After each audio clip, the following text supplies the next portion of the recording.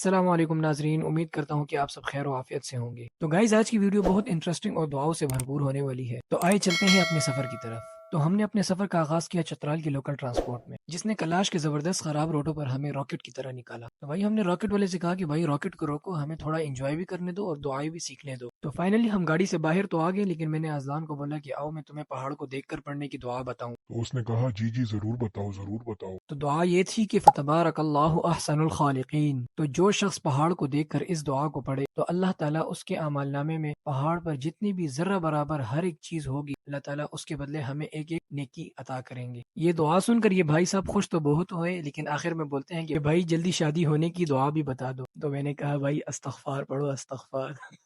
تو بھائی ہنسی مذاق کرتے ہوئے اور دعائیں سیکھتے ہوئے ہم پہنچ گئے تھانہ بھومریٹ، جو کہ کلاش کی انٹرنس ہے۔ اور چیکنگ کا پروسیس جو ہی ختم ہوا تو ہم نے اپنے سفر کا آغاز دوبارہ سے کیا اور فائنلی ہم پہنچ گئے کلاش۔ کلاش پہنچتے ہی سب سے پہلے ہم نے مسجد میں حاضری لگائی کہ اللہم افتح لی ابواب رحمتک، اور نماز کے فریضے کو ادا کیا۔ نماز سے فارغ ہو کر ہم نے مسجد پر سے اللہ کی قدرت کے نظارے کیے کہ ہر جگہ اللہ ہی کی قدرت تھی۔ کافی دیر قدرت کے نظارے کرنے کے بعد میں نے کہا چلو چلے روم کی طرف۔ تو جب روم کی طرف گئے تو دیکھا وہاں پر اذلان خان صاحب پہلے ہی سے پہنچ چکے تھے اور کپڑے چینج کرنے کی تیاری میں لگے ہوئے تھے، کیونکہ بنا ٹائم ویسٹ کیے ہی ہم نے آج ہی نکلنا تھا اس پورے گاؤں کا سروے کرنے اور دیکھنے کہ ان کا کلچر کیا ہے اور ان کا ٹریڈیشن کیا ہے۔ تو چلیں ہم چینج کرنے کے بعد آپ سے ملاقات کرتے ہیں۔ تو بھائی ہم تیار شیار ہو چکے ہیں اور ان صاحب کو بہت مسئلہ ہو رہا ہے پینٹ شرٹ میں۔ تو میں نے کہا بھائی ریلیکس ہو جاؤ، اب تمہاری پینٹ ٹائٹ ہے تو اس میں کیا کر سکتا ہوں۔ اور بھائی یہ ہے ہمارے ٹور گائیڈر اعظم صاحب، جو کہ بہت ہی نہایت زبردست انسان اور بہت مہمان نواز تھے، جو کہ ہمیں اس پورے گاؤں کا ٹور کروائیں گے۔ تو انہوں نے کہا آؤ سب سے پہلے چلتے ہیں ہم کلاش کی میوزیم۔ تو بھائی لوگ اب ملتے ہیں کلاش کی میوزیم میں، تب تک کے لیے آپ سب یہ سینیمیٹک شارٹس دیکھیے۔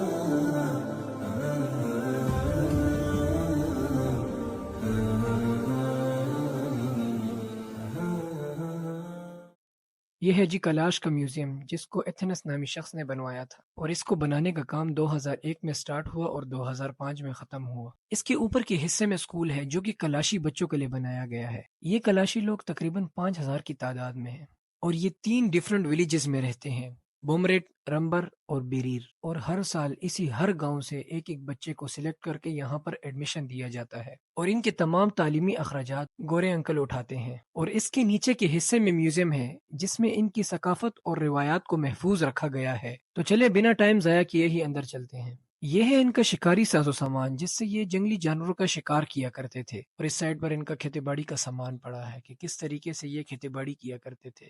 یار وہ پشاور والے بھی لوگ بڑی کھیتی باڑیاں کرتے ہیں، ان کے لیے بھی میوزیم بناؤ بھائی۔ پشاور والوں کے لیے میوزیم بنانے کی فکر کی تو انہوں نے میری ویڈیو ہی بند کروا دی۔ تو بھائی صاحب کہنے لگے ویڈیو ریکارڈ کرنے کے 45,000 روپے ہیں اور پکچر کلک کرنے کے 200 روپے ہیں۔ تو میں نے کہا بھائی میں نہیں بناتا، مجھے نہیں ہے ضرورت، لیکن آپ کے بھائی نے چھوٹے چھوٹے شارٹس لے کر آپ لوگوں کے لیے ویڈیو میں پورے میوزیم کو کور کیا ہے، تو چلو آؤ دکھاتا ہوں۔ تو بھائی یہ ہے ان کے گھر کا اندرونی سٹرکچر کہ ان کے گھر اندر سے کیسے ہوتے تھے، کیسے تعمیر کیے جاتے تھے، اور یہ ان کا ثقافتی لباس ہے،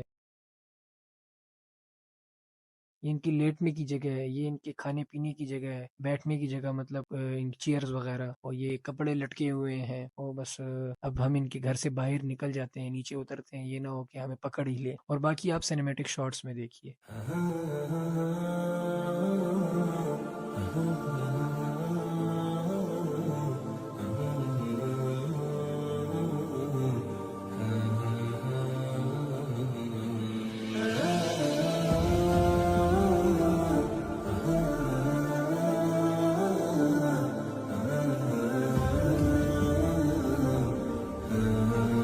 تو بھائی یہ تھا ایتھنس کا تعمیر کردہ عجائب گھر، اور آپ کے میزبانوں نے آپ لوگوں کے لیے پورے میوزیم کو اس ویڈیو میں کور کیا ہے۔ تو اب ہم چلتے ہیں اندر گاؤں کی طرف، یعنی ان کے گھروں کی طرف، اور ہم پہاڑوں کو پیدل کراس کرتے ہوئے پہنچ گئے ہیں ان کے گاؤں کی انٹرنس پر۔ لیکن انٹری کرنے سے پہلے میں آپ لوگوں کو ایک بات بتاتا چلوں کہ یہ لوگ نہایت ہی خوبصورت، نہایت ہی عزت کرنے والے اور مہمان نواز لوگ ہیں، لیکن ایمان کی دولت سے محروم ہے۔ میری دعا ہے کہ اللہ تعالیٰ ان کو ہدایت دے اور ایمان کی دولت سے نوازے۔ تو ہر قدم کے ساتھ ہم اپنی منزل کی اور بھی قریب ہو رہے تھے، تو میں نے اذلان سے کہا کہ یہاں تو عورتیں بہت ہیں، تو ان کے فتنے سے بچنے کی دعا بھی پڑھ لی جائے، اللہم انی اعوذ بک من فتنۃ النساء۔ تو ازلان نے کہا بھائی ہم نے یہ دعا پڑھ تو لی ہے لیکن اس کی فضیلت کیا ہے؟ تو میں نے کہا سنو، اس کی فضیلت یہ ہے کہ جب بندہ یہ دعا پڑھتا ہے تو اللہ تعالیٰ اس کے لیے جنت میں ایک سیب لگا دیتے ہیں، اور جب بندے کو جنت میں داخل کیا جاتا ہے تو اس سیب میں سے ایک حور نکل آتی ہے، تو وہ بندہ کہتا ہے کہ تم کون ہو؟ وہ کہتی ہے کہ میں وہ ہوں جس کو تم نے نہ دیکھا اور اپنے نظروں کی حفاظت کی اور یہ دعا پڑھی، تو اللہ تعالیٰ نے انعام کے طور پر مجھے تمہارے لیے یہاں رکھا ہے۔ تو میرے پیارے مسلمان بھائیوں اور بہنوں، جنت کی زمین جو ہے وہ خشک ہے اور اس کو ہم نے اپنے لیے خود سرسبز بنانا ہے، اور وہ کیسے بنانا ہے کہ اللہ کا ذکر کرنا ہے اور رسول پاک صلی اللہ علیہ وسلم کی سنتوں کو فالو کرنا ہے۔ تو بھائی لوگ، آپ لوگوں کو سمجھاتے ہوئے ہم پہنچ گئے گاؤں کے اندر، اور یہاں کے مکانات کو دیکھ کر ہمیں خوف سا آنے لگا، کیونکہ یہاں کے ہر ایک گھر میں شراب خانہ یعنی میخانہ موجود ہے۔ یہاں پر خود شراب بنائی جاتی ہے، اور جو ٹورسٹ باہر سے آتے ہیں یعنی گورے چاچو لوگ، ان کو پیش کی جاتی ہے، اور جو ہمارے مسلمانوں میں شوقین ہوتے ہیں، اس چیز کا شوق رکھتے ہیں، تو ان کو بھی دی جاتی ہے۔ مطلب یہاں پر کوئی روک تام نہیں ہے۔ تو گھروں کو دیکھتے ہوئے ہم گھسے ایک غار کے اندر یعنی گلی کے اندر، جہاں پر ہمیں چھوٹے چھوٹے سے دو کیوٹ بچے ملے جو کہ بہت شرمیلے اور بہت ہی شیطان تھے، وہ دیکھتے ہی بھاگ گئے اور پھر پیچھے سے آوازیں لگا رہے تھے کہ ارے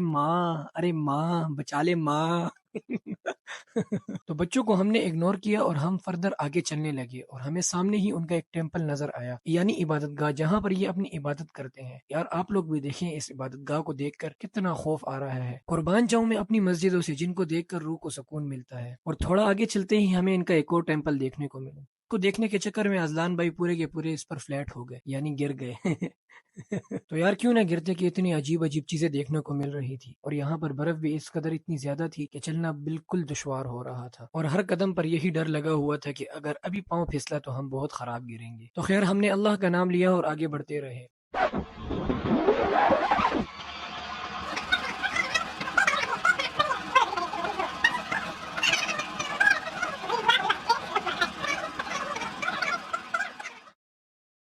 اور فائنلی ہم اس گاؤں کے ٹاپ پر پہنچ گئے، جہاں پر ایک چاچو جی کھڑے ہوئے تھے جنہوں نے سلام کیا، لیکن میں نے ان کو سلام کا جواب نہیں دیا، کیونکہ غیر مذہب کو سلام کرنا یا سلام کا جواب دینا جائز نہیں ہے۔ تو میں نے ان کو کہا کی جاسوسی یعنی کیسے ہو۔ انہی کی زبان میں نے ان کو کی جاسوسی کہا۔ تو گائز ہم بھی اس ویو کا تھوڑا سا مزہ لیتے ہیں، اور آپ بھی ملاحظہ فرمائیے۔